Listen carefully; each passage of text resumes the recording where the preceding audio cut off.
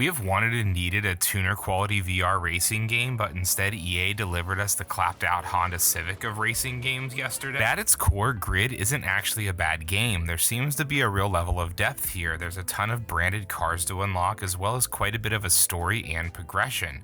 But unfortunately, the big 10-ton elephant in the room is the graphics. This game is one of the worst looking VR games that I have ever played. Now, I'm not being unrealistic with my understanding of the current VR standalone scene. I know that the hardware that we have is limited, but the downright poorly textured interior of the car that you see here and the jaggedness of all of the other cars is downright unacceptable, especially from a studio as large as EA, but we will get to that in a bit. I'm a firm believer that you can trade graphics with fun and engaging gameplay, but it's very clear that Grid was a direct port from the flat screen game and they dialed back the graphics just in order to get it to run. There is almost zero motion controls of any type or a built for VR type of feel. Your hands are mounted to the steering wheel while you use the thumbstick to steer and the triggers for gas and brake. I've already seen most people within the VR space on Twitter and Reddit responding very poorly to the game, and the meta reviews have already started showing a telling sign.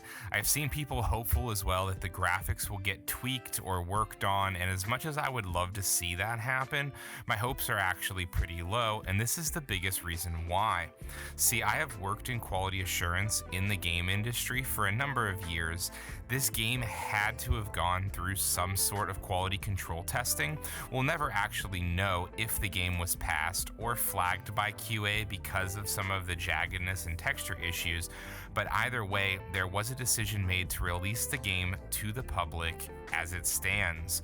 Now, this game is a game that we didn't know anything about. Nobody was expecting this game to launch. They could have pushed it back, made it better, and then decided to announce and then release, but they didn't. Furthermore, they didn't provide many early access keys, marketing, or really show off much of the gameplay, which makes me feel that they knew.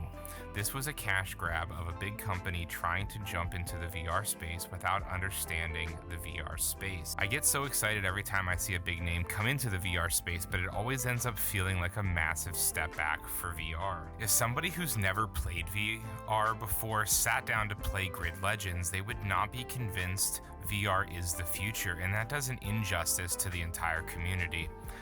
Unfortunately, at this time, I can't recommend this game, but thank you guys very much for watching, taking the time out of your day to click on this video. It really means a lot.